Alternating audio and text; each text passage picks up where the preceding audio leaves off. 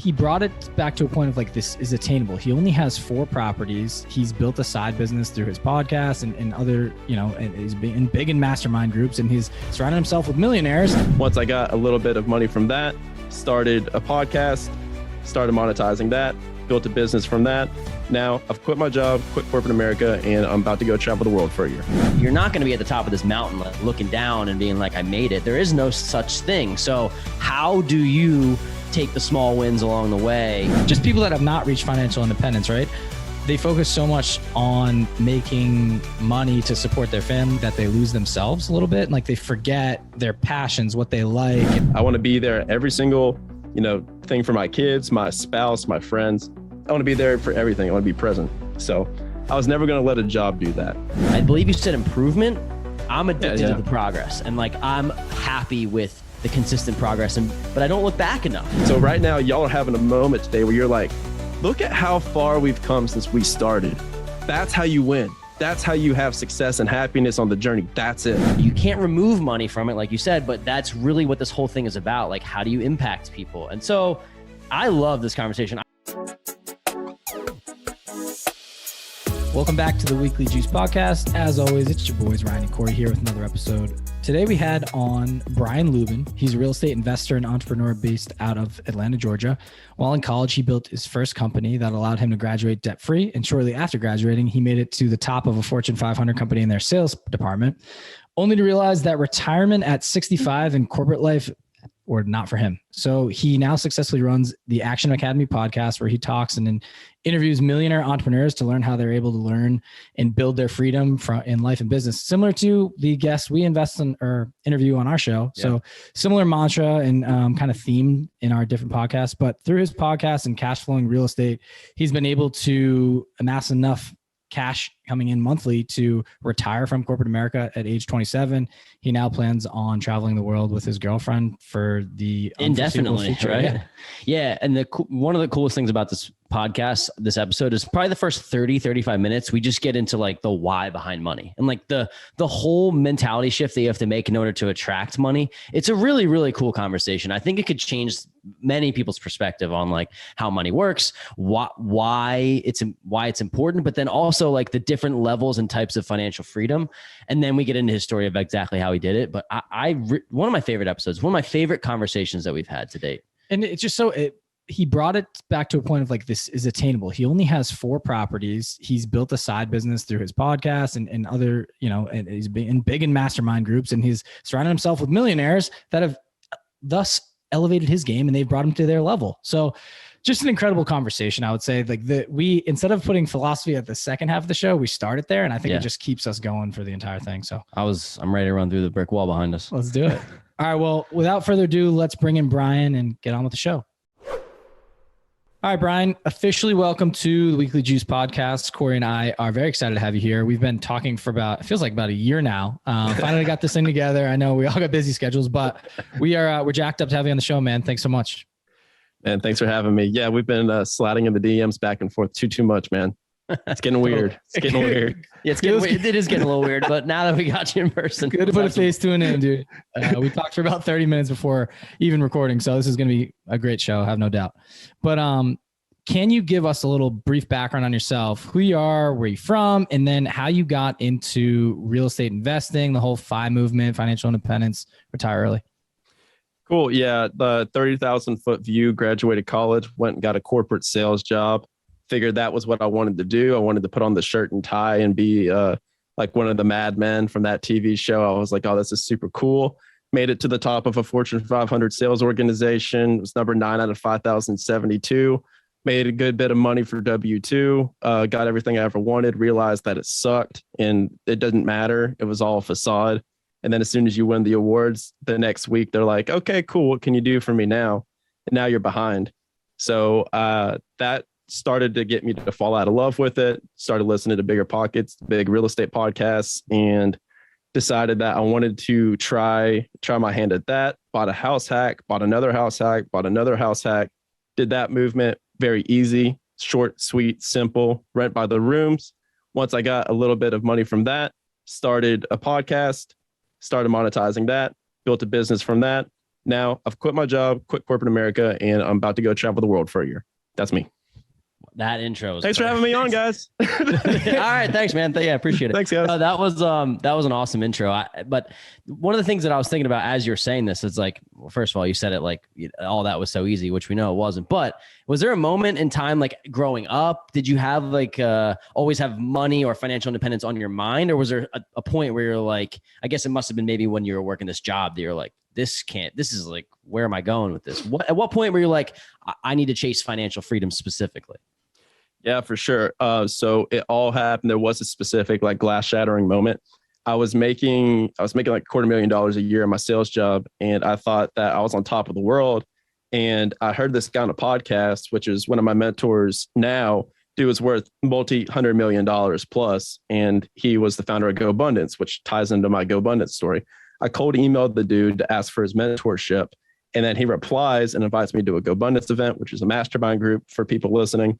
And as soon as he did that, and he's like, hey, you need $1 million net worth to join this group. I was like, what's net worth? I look at my net worth, I'm worth 0.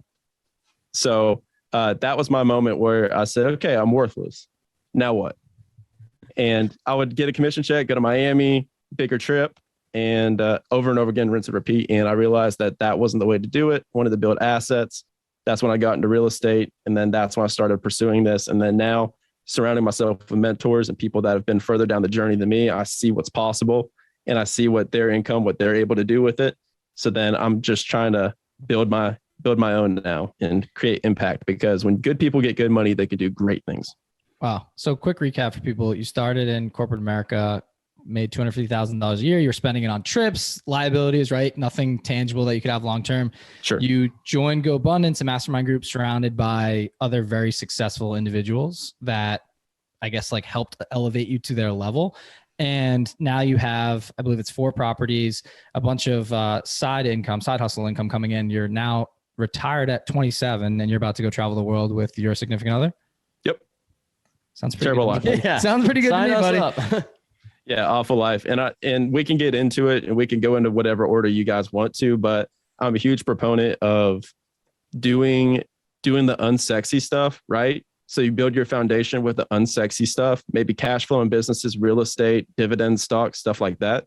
And then once you have enough of a foundation, you can start taking bets and risks on, your own stuff, building a personal brand, building a podcast, monetizing that. And then putting it on the internet and putting things online accelerates the wealth building journey so much that you can do it around the world, which is what I'm doing. Very cool. I want to talk at the basic core of this thing, and let's just talk financial independence and philosophy, right? Like, what are your thoughts on financial independence and what does it mean to you to attain that? Like, I guess it's sort of your why, but just your mantra and your thoughts on people being able to do what they want, when they want, with who they want. Yeah, so I'll give 2 answers to that. The first answer was my upbringing. My dad and I were never close. He was, there, but he didn't want to be a father. He didn't want to be involved in my life. So when we were growing up, he was an air traffic controller. And so my relationship with money was we never knew how much dad made. Like my mom didn't even know how much my dad made. And he was very, very stingy with his money. And he would come home from work and be so pissed off that my mom would be like, hey, don't talk to dad. He's in a bad mood from work. So he missed everything. Like there wasn't a single thing that he was at, no basketball, no sports, no anything. So my first thought behind all of this, my first why was when I'm a father, I don't want my work to ever come and like coordinate. I don't want it to mess up my life. I want to be there every single, thing for my kids, my spouse, my friends. I want to be there for everything. I want to be present. So I was never going to let a job do that. So the second answer would be the 3 levels of freedom, essentially. So you have financial freedom, you have personal freedom, then you have philosophical freedom. So financial freedom, you don't have to worry about the bills. You're good. Everything's taken care of. Personal freedom is to now you have to where you don't worried about the finances. Now you have to do what you want, when you want, with who you want. So now you have choice, right? So now your finances are taken care of and now you have choice. Then you go to philosophical freedom to where now you have your finances, you have your choice of schedule. And now you're asking the questions like, what impact do I want to cause? What do I want to do for the next generation, the generation after that? What internally actually drives my happiness? what can I provide to the world before I leave? So if you get all of these in the shortest period of time, that's the meaning to the most like successful life for me. So let's get everyone financially independent first, and then they can focus on the rest of the stuff. That was one of my favorite answers about like just the whole being financially free. Do you think that you kind of made it like a 1, 2, 3? Do you think that there is the specific order, like you need to get your finance in first, then personal, then philosophical? Is there any way to do it in a different order? Or do you think that's like, that is the 1, 2, 3, that's the steps? So this is a question I have with a lot of people on my show, because I have guys come on that are worth 50 million, $100 million. And then now they're in the philosophical stage of their life. Right. And they're like, well, the money didn't really matter. And I could have just found the happiness in the journey. Right. And so from talking to all these people and getting all these perspectives, what conclusion I've drawn for me personally is I would rather have a grind financially. And once I'm at that 50 million mark, then let's have a philosophical conversation there, because now I'm taken care of, my next generation is taken care of, and my next generation after that's taken care of. Let's start talking philosophically at that point, because what's the alternative is maybe smoking some ayahuasca when you're 22 and you're like, none of this even matters, and you never build anything. So, that's the concern. So my conclusion that I've drawn is that I enjoy the ride. I enjoy the process. I enjoy the grind. It's like Kobe Bryant said, he didn't care about winning championships. He got all of his joy from working, and the championships are just the default. So they're a byproduct. I think that perspective is, I don't want to be too like Disney on you, but I think it is kind of magical. I just think it's hard for people to think that way prior to having the funds to feel like they've made it. Right? Like there's no way that we're going to get to this mark of being a millionaire and then being a multimillionaire and then getting 50 million. You're not going to be at the top of this mountain, like looking down and being like, I made it. There is no such thing. So how do you take the small wins along the way and celebrate? Like, is there something specific that you do after you get to a certain point? You did mention you're going to travel the world, which is pretty cool, but I'm curious. Yeah. So I set my quarterly goals and I have benchmarks. So every single quarter I try to bake something in. That's what I did before. But the secret to all of this is it never stops. So you have a lot of people on a lot of podcasts that have made it to a certain level, and then they act like, okay, cool, I'm here, but it never stops, because I'm around people that 10 million, 50 million, 100 million, 800 million. All they're thinking about is getting to the billion. Is there a point of diminishing returns on that? In the sense, like, do you have a point where you feel like there's a contentness that will come? Because I don't want to never stop. I think that maybe you'll be able to slow down, right? And like enjoy the fruits of your labor, so to speak. Or do you think that's not going to happen for you? No, I don't even care about making it to 100 million really, because I see what it takes, and it takes a lot out of you. For me, I just am going to have my wealth as a byproduct while I'm enjoying the ride. Like, genuinely, the wealth is just, the net worth is just a byproduct at this point, because I've talked to so many people to where, yeah, you're right. Once they hit over that threshold, money doesn't matter to them anymore. Like, I don't know if y'all have heard Alex Hormozy, but the dude's got over 100 million. He doesn't care about money anymore. Like, none of them care at all about money. It brings no more joy to them to make more of it. It's just a game. But the advice that I've gotten from all of them is that it is a game, and it's not about the money anymore. It's about the game. So all of life is literally about improvement. That's it. So money is just a way of keeping score for them. So once you get to that point where you're like, okay, cool, I'm winning. You have to have a new metric that you win at. I think I'll let you jump in here, Rye, but I think that's really, really interesting, because I read a statistic the other day, and I don't know how like factual this actually is, but they're saying that like once you make more than I think the number was $90,000 a year, which to a lot of people was like, to us, that's not a lot of money in terms of like a goal to be at. But they're saying the statistic was like, once you make past $90,000 a year, there's not a lot of like upwards happiness metrics that you hit past that. Do you believe in something like that, even at that quote unquote, air quotes, low of a number? Or do you think that maybe it exists at a higher number? I'm just curious, and we can move on to other things, but I'm really interested in this convo. Yeah. So there's a concept of financial gravity, right? So the income levels, like here's how income levels tend to work. If you're an individual employee and you're like killing it at whatever you're doing in your W-2, like maybe you're a tech sales rep, or the average kind of caps out about $250,000 just doing it yourself. Once you have something to where you have a team under you and you've got, maybe you're in a VP position or something like that, then that's where you can make the jump to 500. To make the jump to $1 million, you need scale. So you're gonna need a lot of scale to be able to do that. But from what I've heard, once you get past like kind of that $250,000, it doesn't really, like, once your family's taken care of and everyone's taken care of, like, you're good. So I mean, it's arbitrary. Like, everyone's gonna think about it differently because everyone has a different relationship with money. But I think once you've got like a 50% savings rate, like, really at that point, it doesn't really matter anymore. I hit that at 90. I probably hit that at 90,000. I think it's an interesting conversation. And I think a lot of people get lost in, while they're going through the journey, it's always the journey of money. And like, I get it, right? The game, it is a hustle, and that's what makes it fun. Yeah. Right. And that's kind of why it's like truly never ending. Cause it's not like once you reach level 100, you're capped out, right? Like in most, then it's 1,000. Like then it's just 10,000. Like, exactly. So it's like, it truly is never ending. And then it goes into like your talk on philosophy and like personal freedom and all that. I think people need to learn to enjoy that and explore that on their ride. Like, it is one thing to, I think about a bunch of different people in their 9-to-5s, or maybe even people that have not reached financial independence, right?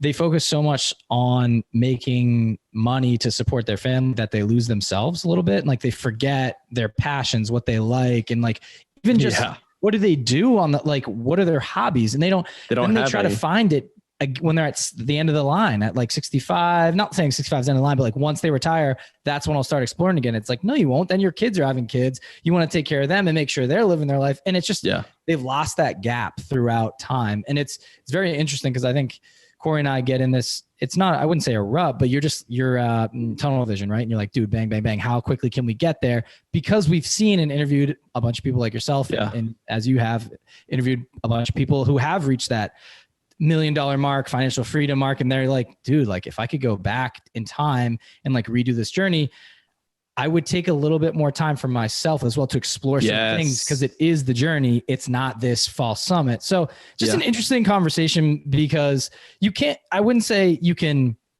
should, or you can mix up these like levels, right? Like the personal freedoms, financial freedoms, and the philosophical, but I think you should be exploring them along the way. So that way, in case you can try to reach financial freedom, dude, not everyone's going to make it. So it's like, why wait until you get to the end of the line and potentially not be able to explore it? So I just wanted to bring up the point is like, make sure everyone who's listening is like, take some time for yourself, and like, don't lose sight of what your passions are. And like, if you're like a big gym person and you just stop going to the gym you lose the endorphins, you lose your sense of purpose by just going to your 9-to-5 job and making money. And then you're like, holy shit, like, my health, like, your health is your wealth, right? Like, that's just one example of it. It's like, I know so many people that were like in really good shape in college. They go to the gym all the time. Then you see them like 5 years out, and you're like, holy crap, what happened? Hairline is pushed back, man. In sales, that's the biggest thing I've seen. Every single manager in my company has lost their hair, dude. It's crazy. It was hitting me, dude. When I went into tech sales for like 3 months, that happened. I was working like 100 hours a week. It's like, if I'm working 100 hours a week and I have the capacity to do that, I might as well do that on my own thing.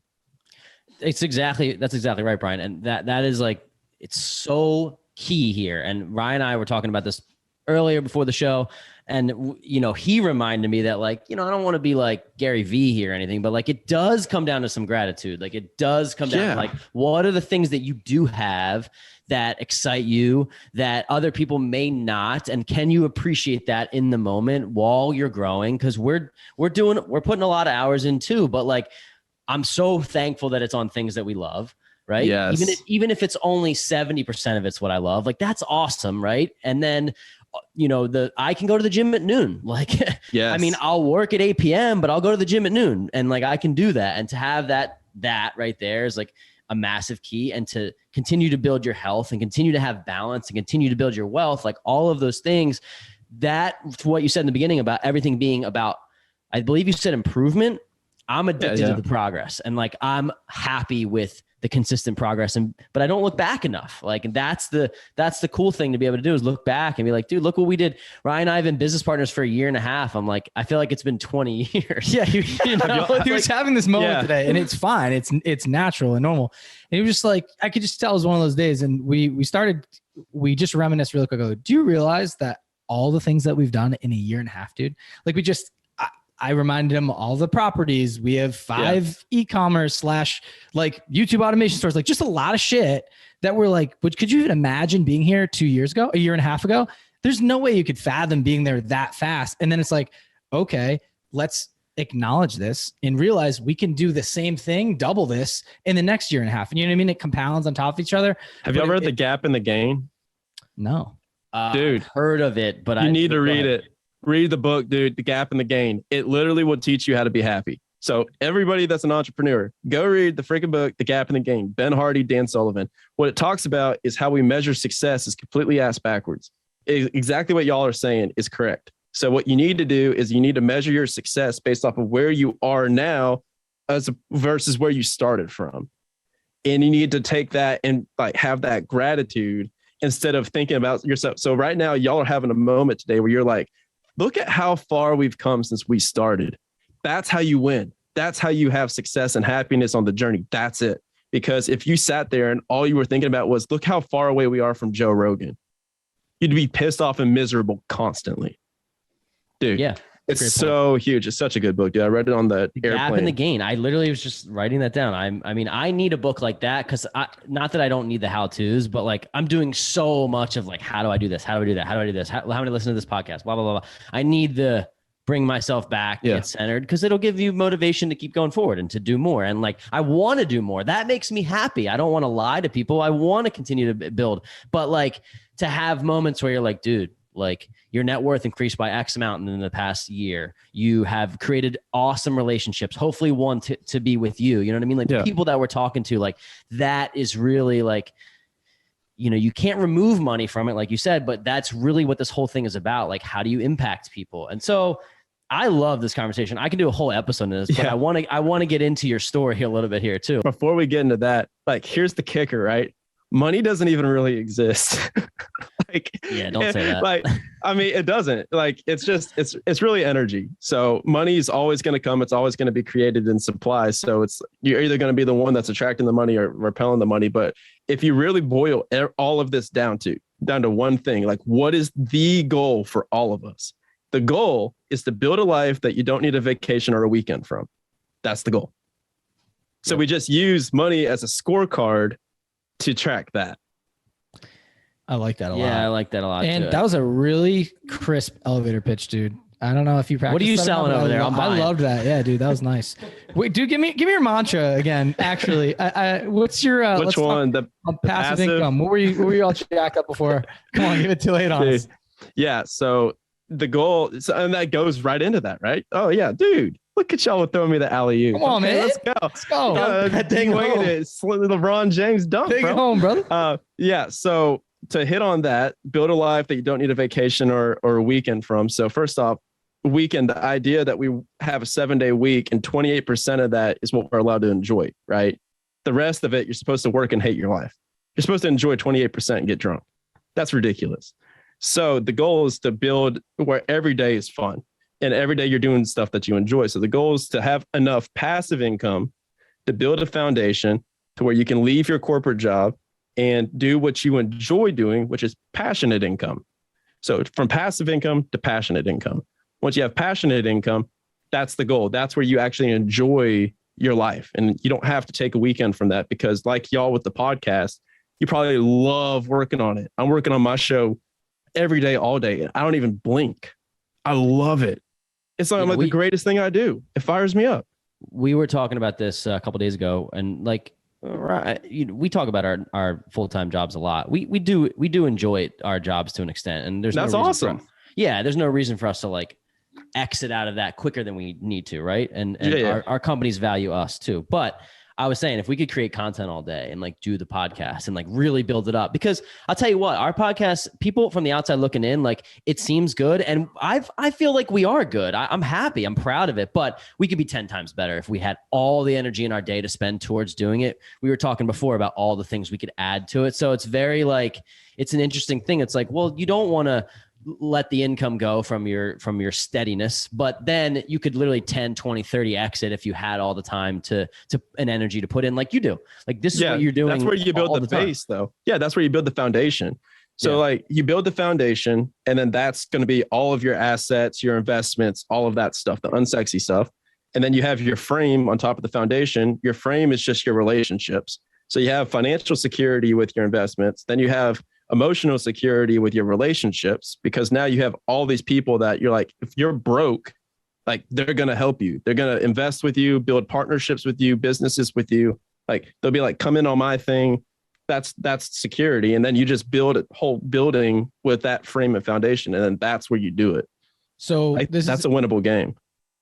Totally agree. I love this conversation. So to be candid, I have this week, we have a week off from my corporate job, and Dope. I was sitting around walking around. Nice, right? I was like, and I was just like, holy shit. Like all of our side businesses are pretty ironed out. Like 80% of them, you know, I'm kind of hands off. We'll have a couple calls we have to make here and there to maybe property management, do a couple tweaks on the podcast. But I'm like thinking about all the time I had in the day. And I'm like, what would I do if this was my entire year? Now, granted, kids are going to come in the mix, but like that brought me to the point of, okay, cool. What if I have all this passive income? I'm going to add the child's into the expenses, right? Like whatever I need to pay for to keep everything running and healthy and all that. But once that's taken care of, right? I have all this time. I'm like, I want to get back to build me. something. Like, what did I fucking like before this? Like, I love building businesses. I love investing and like learning new things, but I love people, dude. I started to realize like, I kind of like, I'm just looking forward to the podcast, but imagine I could do this throughout the day, talk to people. Hey, you have this project going on. Let me jump in with you, invest here. Let me invest in there. And then you try a bunch of different things. One of them you're going to be obsessed with. And that's the lane you just keep driving home all the time. And we were talking today earlier, and we're like, oh, you know, we have our 9-to-5s, and it's taking a lot of time to go to those and then build this on the side. But at some point it's going to catch up, right? Yeah. And it's going to be like, you're at this point, right? And we're like, damn, dude, like I don't need it. We don't need a job. Like we are investors. Like our job is to source the money that we have from our assets and other people's money to invest in other things. And we make them a return. And like, it's almost this thing is like our job is, or Corey and I essentially are the asset. And to a point, and like people invest in us. You work for the man. I am the man. I am like this. Yeah, I get totally what you're saying there. I think one of the cool things about what you just mentioned, Rye, is like this kind of all boils down to like, not everyone's an extrovert, so maybe not everyone thinks this way, but like it really is all about people. Like everything that you do is all about the people that you surround yourself with. Because like at the end of the day, when you have nothing left, like can you look a number of people in the eye and be like, look at the value that I brought to your life? Like how happy have you made me? And that's like super high level philosophy, but it's like, what else matters besides that? Like really, what else matters besides like having that tight knit relationship? And it doesn't have to be with 100 people or 200 people, but like the more people that we can have conversations with that after them, they say, wow, that person was like not only dynamic, but just like such a pleasure to be around. I'm like, that's all I need. Like that'll fuel you to all the money will just be pouring in at that point. I'm not trying to mitigate that, but it will. Like that's what rocket fuel. Rocket fuel, yeah. Dude, that's the rocket fuel, man, because people don't play that game enough. So people play like linear games. If you play a compound game, which is my relationships, then dude, there's a net. That's why I say about money. Like, I'm like, is it even real at this point? Because now all of a sudden you blink and you have 50 different ways to make money around you. And you have to literally pick and choose which ones you want to go and pursue because you have all the opportunities and options. So like based off of that quote that I just said, for people listening, I don't even think we've gotten into it, but like, so I left my corporate job. So I worked corporate job 5.5 years. I just left a month and a half ago. So I'm completely on my own now. July 6th, me and my girlfriend are flying out from Atlanta, Georgia. We're flying to Mykonos, Greece. We're staying in Greece for a month, and then we're traveling around the world for a year, and we're going to do the podcast. invest in real estate and build businesses while we travel around the world. So like, that's my life that I don't need a vacation from. It's like, that's what we've gotten to. I love that. So for people that are listening, let's put a bow on this real quick. For people that are listening, I don't want this conversation to sound like, okay, thanks guys for talking about philosophy for an hour. Now what do I do? Right? Here's let's get into it. what I would suggest that you do. I would suggest you focus on who do you have around you that you can support. That would be my takeaway. Who do you have around you that is looking for support, that you can support, that may introduce you to a business venture, that may introduce you to the next thing that you fall in love with? If you can do that, if you can talk to as many people as you can that you have genuine relationships with, continue to build upon those relationships with, I don't think you can fail after that. That would be the takeaway. And it's not like failure, isn't possible, but every time I pour into other people, good things come out of it. The goal of everything, every single day. So when I stopped asking, how do I make more money today? And I changed every single day I wake up and I ask, how can I provide the most amount of value to the most amount of people today? That's what I ask myself every single day. And then once you ask that question, then you just win, because instead of trying to go and be like interesting and be the cool guy and be the life at the party, instead you're just freaking interested in other people, dude. And it's so cool because then you just ask questions. That's why we have podcasts. You just ask interesting people questions, and then they're like, "Oh, these guys rock."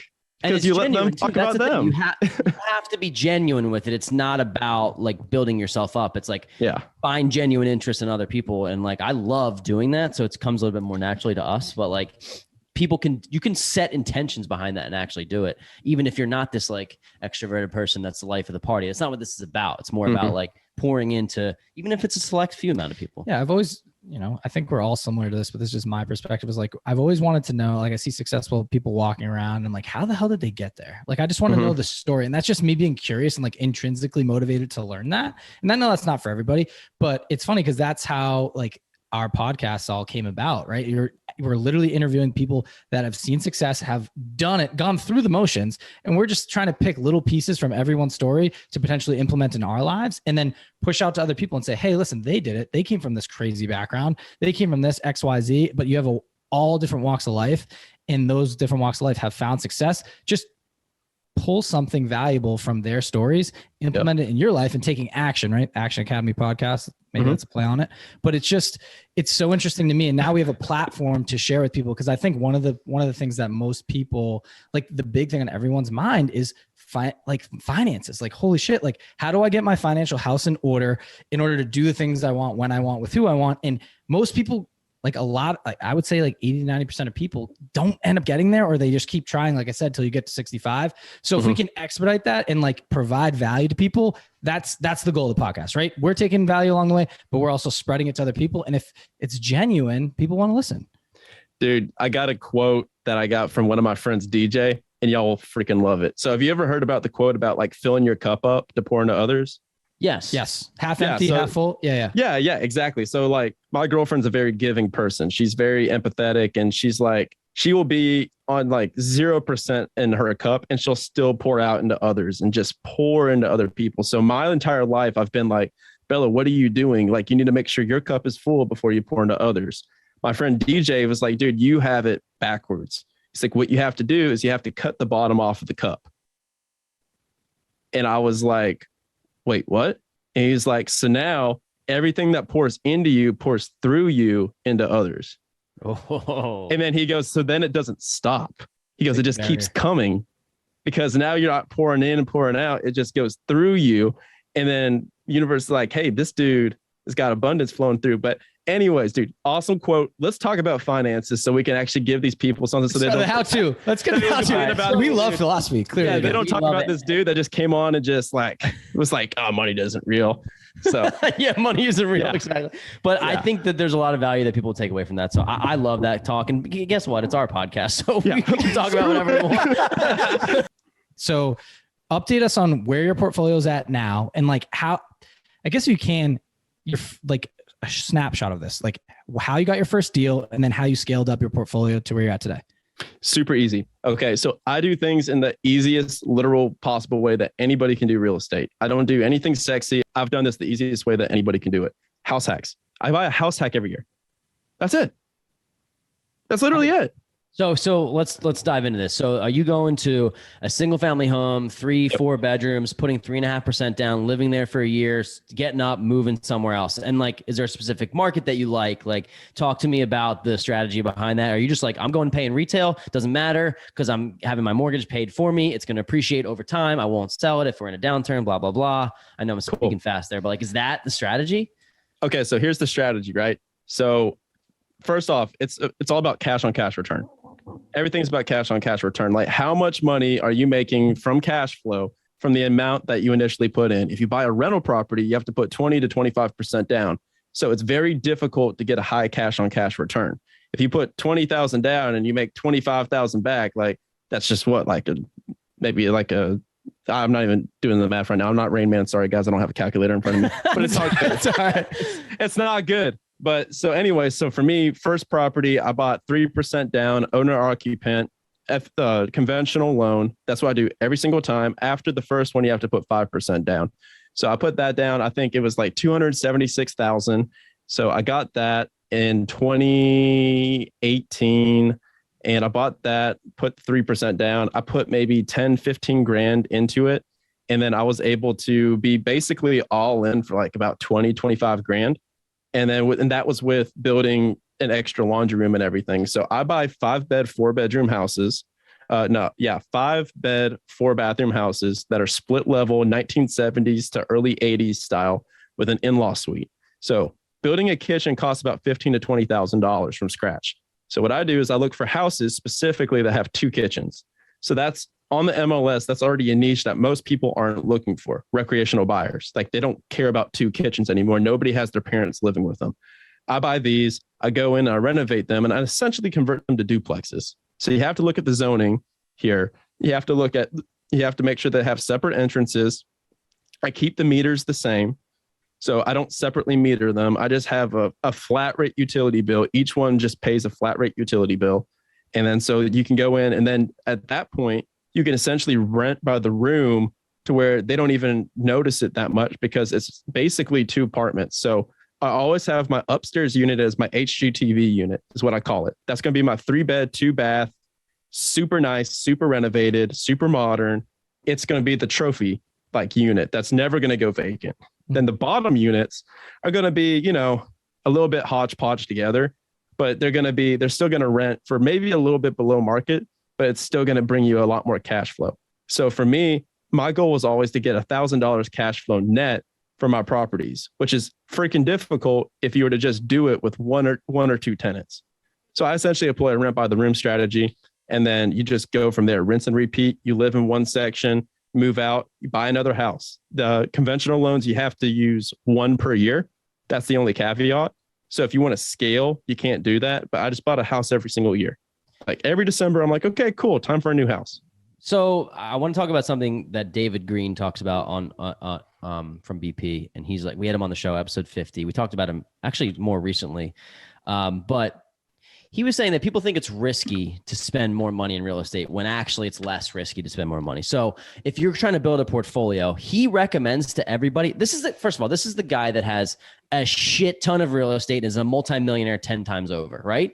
But he tells people buy a house hack every year, just like you're doing. And this is what he said. Yeah. The reason why he says it, he's like, look, if you can buy a $500,000 property, which is like now becoming more of like the average property, right? A $500,000 property and live in it, and it goes up 20% over 5 years, you just made $100 grand. Or if you buy these $100,000 properties, it goes up 20% over a 5-year time frame, which is realistic. You just made 20 grand. Okay. So yeah, the downturns may be like a little bit worse off, but if you hold on to the property, you're going to be in good shape. If you stack on 5 of those, then you just made $500,000 over 5 properties, house hacking every one a year. If you buy $100,000 property, 1 a year for 5 years, you made $100,000. What would you rather have? $500,000 over 5 years or $100,000 over 5 years? So the risk is really to go small because and I know it sounds backwards, but a lot of times they're in harder places to manage. And so the vacancy is more of a problem. The maintenance is more of a problem. As long as you plan to hold, then you should be in much better shape to buy a house. You have me thinking. And I do B class. I do B class, by the way. I don't do C class. I don't do A class. So in a downturn, all the A class people moved down into the B class apartments, and then all the B class moved to C class, and then C class moved into mobile home parks. So for me, I just do B class. My MO is I want the working man's house. I want a plumber. I want an engineer. I want like an HVAC tech. I want somebody that's just a hard worker to be able to rent my house and have their family to be able to afford it. So I'm never going to have my rents all the way at market. They're always going to be a little bit below, but I can afford to do that because I have multiple units per house. Yep. And we had on Matt Faircloth, who's like one of the best he guys rocks, dude. He's awesome with private money. He's like, he taught us a lot about private money. And he's like, I don't go for the iPads in the wall apartments. I go for that B to C class, because he said exactly what you said. He's like, if there is a downturn, and guess what? We're living through a downturn right now. Maybe not in the real estate market, but in the stock market, it will be. We're in a recession. So like, those people that maybe their stock portfolios went down, or they're in the A class and they can't afford it, they're going to come to your property. So I totally agree with B class. We're in some C plus, which is like, it's okay. But we also went in with like buying the $100,000, $200,000, $250,000 property, when in reality, it makes a lot more sense to buy the $300,000, $400,000 property, because you're going to see those more massive returns. So, and here's the cool thing about asset classes too, right? So there's a million different ways to go about this. There's a million ways to make $1 million. I always tell people, like, I use Jason Drees as my mindset coach, and he talks about like having things be light versus heavy. So light is like, oh, I'm like, I can sprint towards that. I love doing that. Even though it's hard work, like I would gladly do that. And then heavy is like, oh my God, I don't want to do that. That sounds terrible, blah, blah, blah. So for me, I've actually stopped like this year. I haven't bought any real estate, and I just stopped buying real estate for the time being. And now I want to build my media company. So like, that's my thing right now. So what I'm doing now is now I'm past the point. I'm on kind of stage 2 of that journey, to where I've bought the single families and I've got that unsexy foundation. So now what I'm doing is, like you said about the 20%, imagine pre-COVID, all my houses are pre-COVID. So now you're looking at each house and you have like hundreds of thousands of dollars of equity per house that you put 3% into.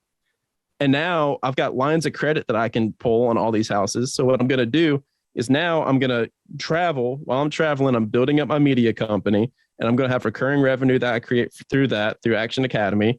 Then I'm going to go at the tail end of the year or next year, I'm going to pull cash. Right now I've got about $60,000 liquid. I'm going to get that up to about $150,000, $200,000 liquid in cash.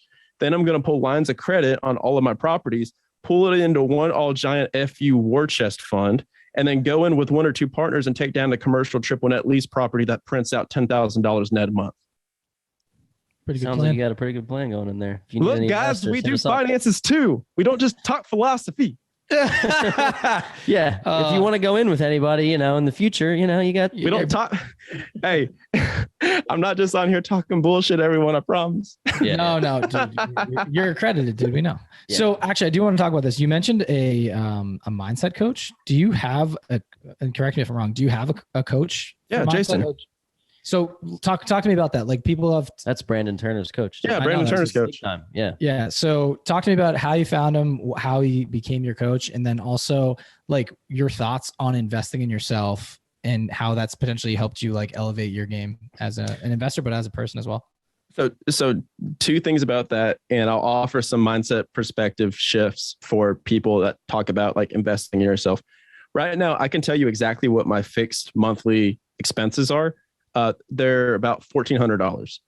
That's how much that I am committed to having to pay per month. And that's for everything. That's for all my mortgages, all my utilities. Like, this is net what comes out of my pocket. After all of that, having all of my insurance, having all of my different, subscriptions, coaching, stuff like that, that's what it breaks down to. And out of that 1,500, 1,000 of that per month is what I spend on my coaching.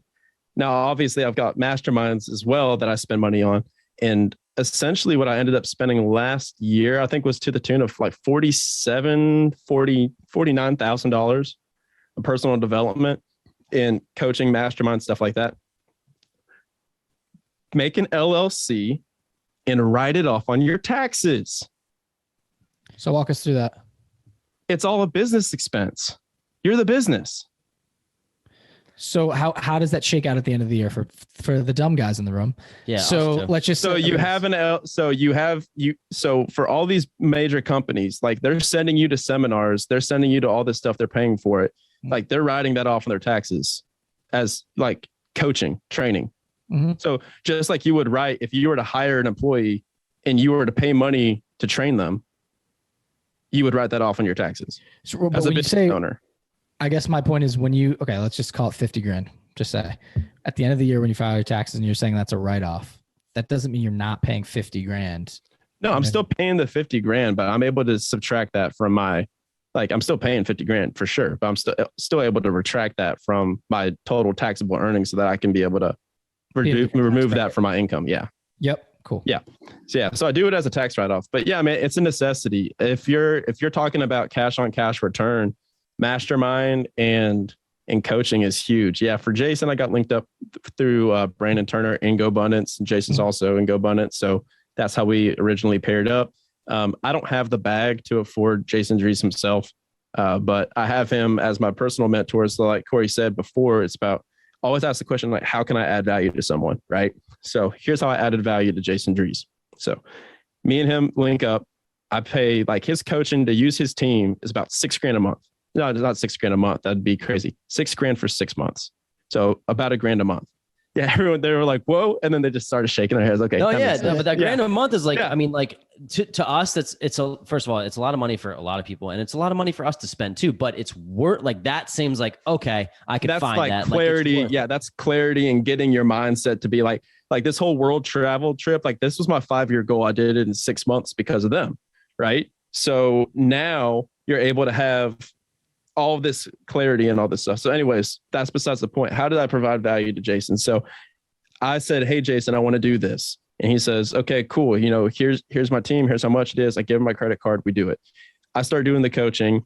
I create a podcast from the coaching, like month 1 of coaching. And they're like, hey, you need to create this podcast. You've been talking about it. I create the podcast. I have Jason on my podcast and Jason's one of the early episodes. The most popular episode I have to this day. It still gets thousands of views, thousands of downloads to this day. Like even more so now that he has the Bigger Pockets book out. So he has like 30 people sign up for his coaching off of my podcast, like without me knowing. And he calls me and says, dude, I've had like 30 people sign up for my coaching from your show. And they're directly referencing you. He's like, let's talk here. Like let's talk a partnership here. Let's talk an affiliate partnership. I'm like, absolutely. I led with value and now I get some extra time with him. And now I have an affiliate relationship with Jason. It pays for itself. Exactly. And people ask us oftentimes, like, how do you get, all these great guests on your podcast? And I'm like, well, look, it just so happens that a podcast is something that is valuable and sexy. But it's also valuable to anybody who comes on, even if you have 300 downloads a week, which we have a lot more than that. But the point is like, who knows who's going to listen to your story and resonate. So like, I'm serious, like your episode 112, a couple of them we've done ourselves. So figure 110 episodes. I mean, we've had 3 people say no to coming on the podcast. And most of the time it's because they find value in that. So my point is, what value if you don't have a podcast, what value can you bring to that person? And you have to figure out, the key is you have to figure out what the value is and not ask the person for how I can bring value. Right? Thank you. That's the key. Because if you ask someone, what can I do for you? They're like, well, then they now have to think about, like, spend time to think about what you can do. And chances are, if they needed to find value, they would already hire. They would have already found it. Yeah. 100%. So to use this as a tangible example so that people really sinks into people, imagine DMing Brandon Turner and just saying, what can I help you with? Do you think you would get an answer to that? No, you would not. Hell no. He wouldn't answer you. And he's the nicest guy ever. 6'8" of that beard. He's not going to reply to you, dude. Like, I'm sorry. So what you do is, like, now he has a mobile home park fund. You say, oh, okay, he's looking for mobile home parks. I'm going to go find his criteria and I'm going to find him a mobile home park. So then go spend all of your energy and effort finding him a park and bring it to him and say, hey, Brandon, I have this mobile home park. It's exactly what you're looking for your fund. I've got it under contract. Want to do business with you. Guarantee you he's going to reply to that. So what you do is you look at the person, make a list. It's called the Dream 100, Russell Brunson. So he does ClickFunnels. And so you have your Dream 100 list, and it's the 100 top people that you want to get in touch with. And anybody can do this. Once you have that list, you follow all of them and you put alerts on their stuff and you say, okay, what has this person got going on? What are they looking for? What are they missing? Because they're going to tell you in their social media, some way, shape, or form, they're going to let you know what they're looking for. You find out how you can provide value and you interact with their stuff. You share their stuff. You comment on their stuff. You be top of mind for all their stuff. Then you go in and you find that specific sweet spot. There'll be a window one day where they'll have, like for me, I'll use me as an example. There will be somebody that one day all of a sudden has a book that they're releasing. They're doing something that a mastermind or an event that they're trying to advertise for. Bam, I'm there.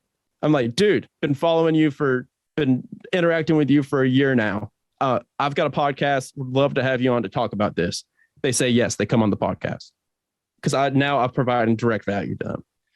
So just find that thing and then do it. I think it's similar to how we built a relationship in a way. Like you like not that there's a balance here with both of us. Like I think we were talking about coming on your podcast too, which would be great. But the whole point is there's mutual benefit, and you reached out to us and you were messaging us things that were so relevant to what we were doing that I was like, oh, we got to check out what Brian's doing. And then all of a sudden we're then talking about just different things that are going on that week in each of our businesses. And here we are talking, and who knows what comes of this conversation even. So like with this right here and having social media and this mini computer that we carry around strapped to our bodies, it's like, man, it's never been easier to connect with people. Never. And when you're making your ask for people, when you're like reaching out to these people, just tell them, be straight to the point. Don't make this long sob story, like fluffy thing about how they're going to benefit you and how they're going to change your life. They don't give a shit. They care about what you're going to do for them. So subject line, what do you want and what can you offer them? Top of the thing. So like for my instance, like I said, I always use practical examples. Me, podcast booking request, subject line, first sentence. Hey, my name is Brian. I have a podcast where I interview 7 to 9 figure entrepreneurs about how they earn freedom in their life and business. This is my show audience that would be directly beneficial to you and what you're doing with X, Y, and Z. Would absolutely love to have you on the show. Who do I book through to get this on the calendar? That's the email. It's short to the point. I really like it because I think about my emails that it's just in a 9 to 5 and I'm not a millionaire yet, but I'm like, nah, not reading that one. That's too long. Or like people dude, yeah, you're like, no, don't. Like, I'm done, dude. I'm sorry. Like what's an elevator pitch, or just like we have 3 seconds of attention span, right? So if you can get that in the first couple lines, there you go. But I know we're a little tight on time here. We have a hard stop, but I do want to talk about GoBundance and coaching, right? You tied this thing through. You're like, hey, listen, masterminds and coaching pay for themselves 10 times over. And I know you invest a lot in there. Can you talk about the story of how you got involved with GoBundance? The reason I'm selfishly asking is because eventually I would like to be in that mastermind. I actually read the book, The Tribe of Millionaires, and I got fucking jacked on it, dude. I was like, this is my favorite book. And it was like, I don't even know if it was intended to be this like super like philosophical or meaningful book that's like a staple in one's life, but I absolutely loved it. Then I ended up figuring out Diego Corzo, one of our good friends now, was featured in the book. And I'm like, dude, he's coming. We had him on the show and it was just cool to hear his story. I didn't even think anything of it about GoBundance, but I'm like, I just like, these dudes seem great. We were talking about an inspirational story earlier. Like, dude, Diego Corzo is worth $5 million now. He's like, that's his net worth. And like, oh dude, he's doubling it every year. Literally doubling it every year, has 60 properties, an agent, and talk about somebody who comes from, I mean, I don't know if he comes from nothing, but like he talks about that. He's like, I think he even leads in with that stuff. So he came from nothing, dude. He didn't even have a driver's license. He didn't have a driver's license and he didn't have a visa. So nobody would employ him. So he literally rode his bike door to door to different places. And then he found GoBundance. He found some of them in the early days and he literally just rode his bike in and just crashed the party. And then what he did was he was super coachable. Right. And then they would give him advice on how to do it. I was just talking to him the other week. That's why I'm top of mind. And I have Felipe coming on my show like tomorrow. So he's also the man. He's great. He's always, he will open up that room, bro. He like the shit that goes through his head is like unreal. He's awesome. Unfiltered. So for GoBundance, it was one where I went in, I didn't qualify yet. I asked for help, found a way to provide value. They sent me homework. Essentially, they said, hey, pay $4,000, come to this event. And it was like a Tuesday and the event was on Thursday in Colorado. I was Tuesday in Atlanta. I called out sick from work, booked a plane, flew out, paid the money on a credit card, went and met everyone. From that point, that's where they coached me to be able to get into the group. And now it's like 715 strong in the group of, multimillionaires. And dude, that is single-handedly the most important thing that anybody can do, whether it be GoBundance or any other mastermind. That is the most important thing that you can do, the most important investment that you can ever make. Because I tell people, and I'll leave with this story and this quote, when you're climbing Mount Everest, you need two people with you. You need the person that's the Sherpa, what they call Sherpas, that are guiding you up the mountain. So you need that person that's been up to the mountaintop and have come back down, and they're say, hey, if you go this way, you're going to die. If you go that way, you're going to die. Follow this path. I'll show you how. So you need that person, the mentor, and then you need the people strapped up next to you that are making the climb with you, that are preventing you from going back to the bottom. So that's who you need. That's Mastermind. Bam. Beast mode. And so you have the Sherpa, and then it's the tribe, right? Is that your tribe? Well, yeah. So the tribe, so the Sherpa is going to be the people that are ahead of you. Like those are going to be like the 10 million, 50 million, $100 million guys that are like, hey, I've built this massive business that you've wanted to do. Here's how you do it. Here's how you don't do it. And then all the other people are the ones that are on the hunt with you. They're like at the same level as you, and you're all holding each other accountable to the climb. So let's talk about when you went, you paid the money, right? You put on the credit card, you went out, skipped a day of work, love it. You met these guys. Can you just talk about the experience there the first day? It's like how it went, right? Like I'm sure people are going to like, okay, like I'm down. I'm ready to invest in myself. I'm going to go to this. What can they expect? Like, how's an event go like this? What did you do to prepare? And what did you get out of it in like the first day? And then we can move on to the next subject. Yeah. So you can't compare, you can't prepare. Really, you can't, especially when you're playing in a room that everyone in the room is so much drastically further than you. So a lot of the people that join the group, because I do membership. So if anyone is accredited, like feel free to reach out. I do membership for GoBundance. And so a lot of the people that come in, like they'll be worth like $1 to $5 million and they're qualified, but they've got imposter syndrome that they won't be able to offer value. And so the group is not just about like wealth, but it's also about like authentic relationships, accountability, bucket list adventures, health, all this other stuff in life. So find your one thing. And for them, it was really cool. Like I walked in, and the one piece of advice I would give to anybody going into a new mastermind would be, don't try to be the most interesting person in the room. Try to be the most interested person in the room. Like just be super curious about everything that everyone says. And what I did was I would have a notebook, and I would go and I would meet someone, and immediately I would like type in my phone, like short notes. And then at night I'd go and fill my notebook. I'd say, met Sergio. He does self-storage, syndication, and here's different stuff that he's working on, blah, blah, blah. And I'd make notes on every single person so that I remembered them. And then throughout the week, I would go and talk to them, and I'd say, hey, remember this, blah, blah, blah. And so that's a huge thing. Another piece of advice I would give would be talk as a man first, a friend second, and a businessman third. So just like be cool.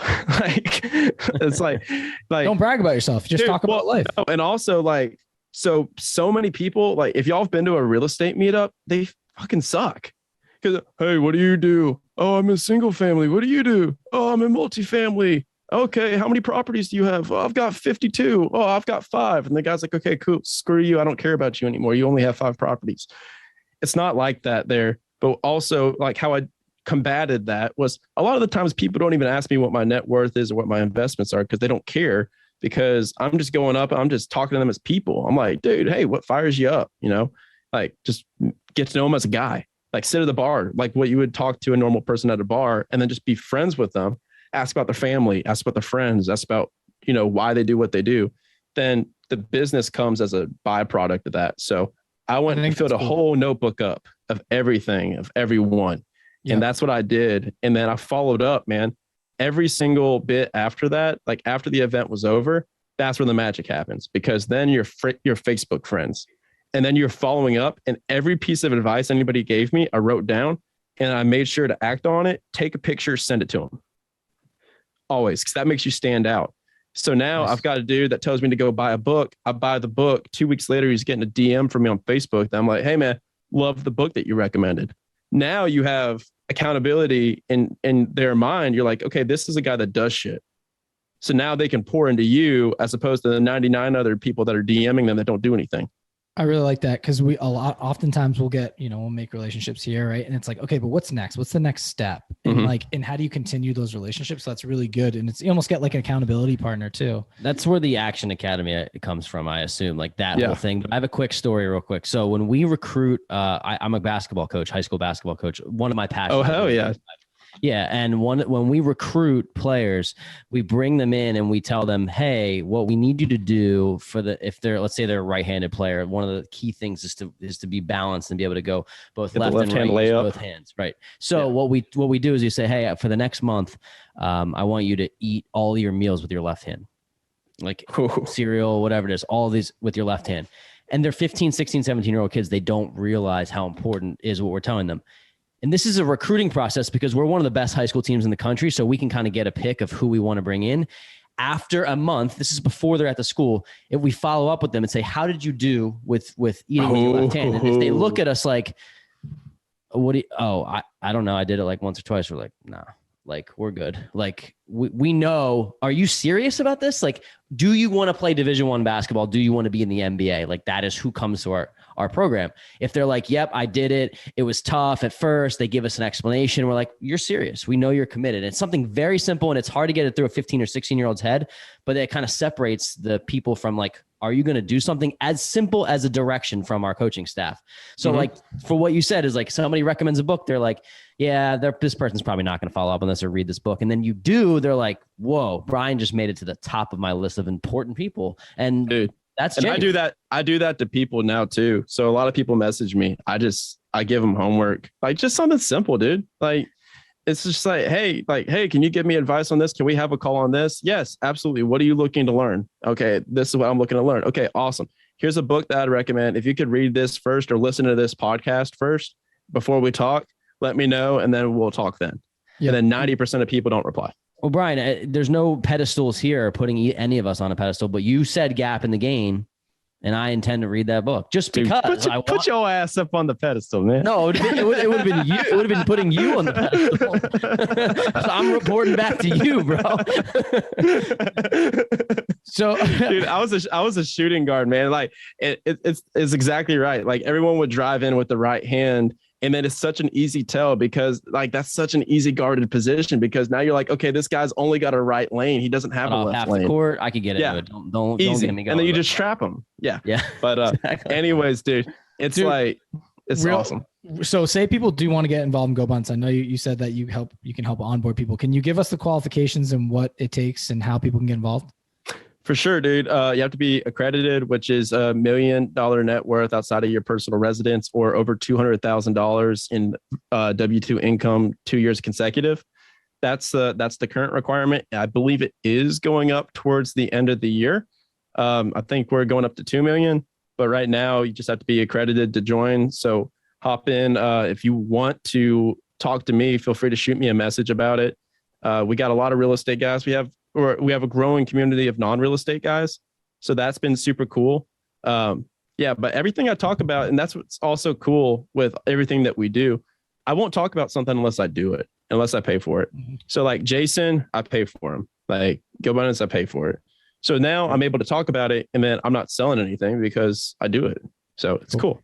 And to get in touch, you said, send you a message. Like you're at Action Academy Podcast on Instagram. Or you could for sure.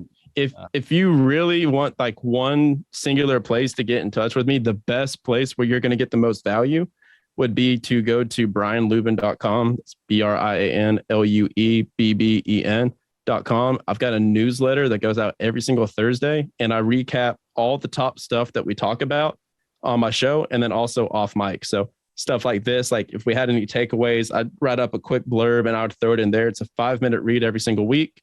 Go and sign up for the newsletter. That's the best bang for your buck.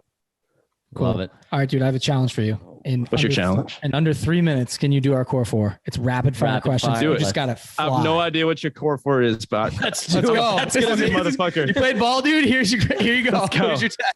All right, first question. What's your favorite investing or business book? Favorite investing book would be fuck. Rich Dad Poor Dad. Actually, I'll say Cash Flow Quadrant because I don't want to be basic. Bang. I'm reading it this week, literally going through it. That's incredible. And it kind Cash of Flow rocks. What'd you say?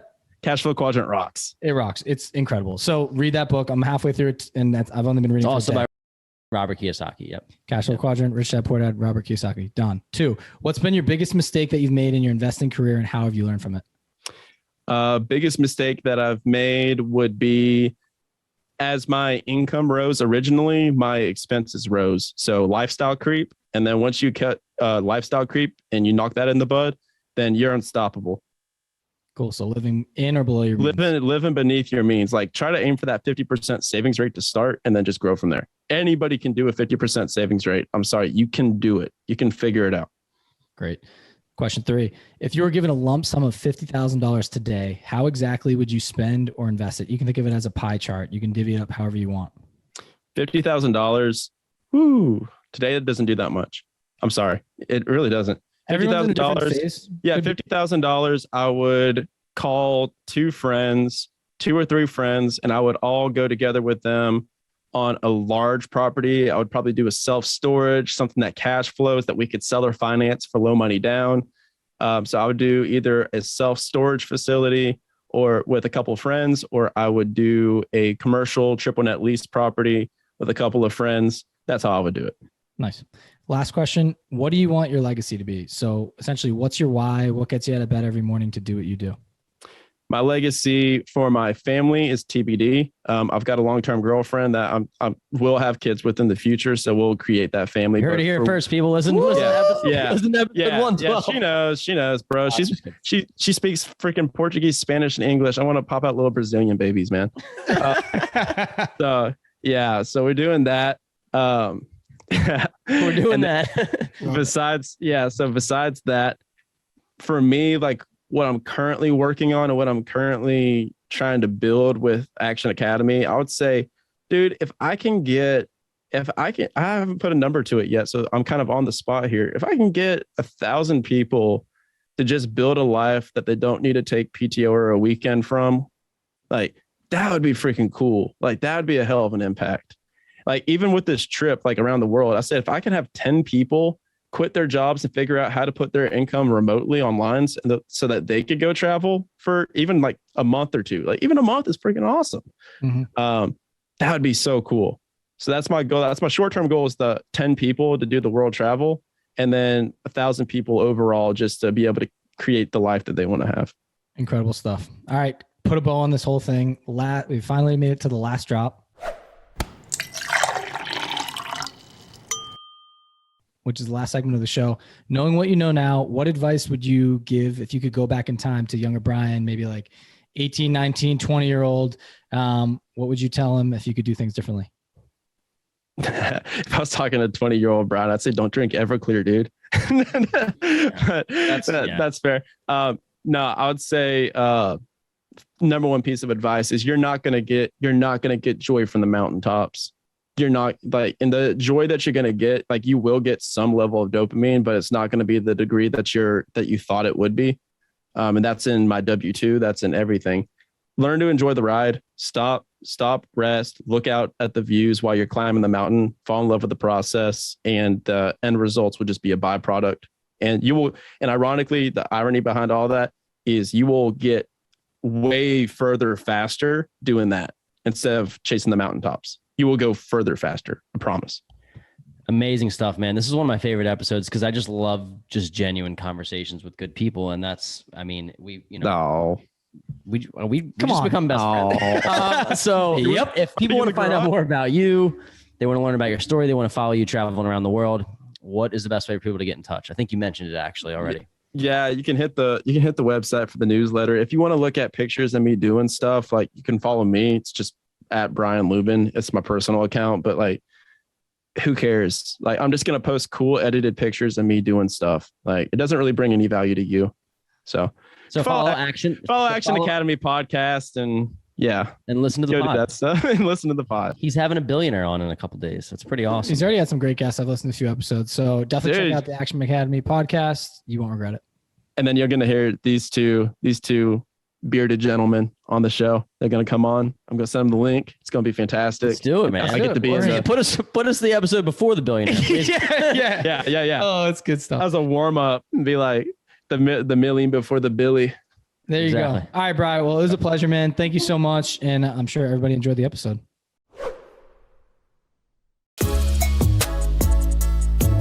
Thanks for tuning in this week to the Weekly Juice Podcast. If you liked what you heard, please leave us a 5-star review on Apple Podcasts, subscribe, and share with friends. The more ratings we get, the more ears we'll get on our show, and in turn, we'll be able to provide you with more high-quality guests.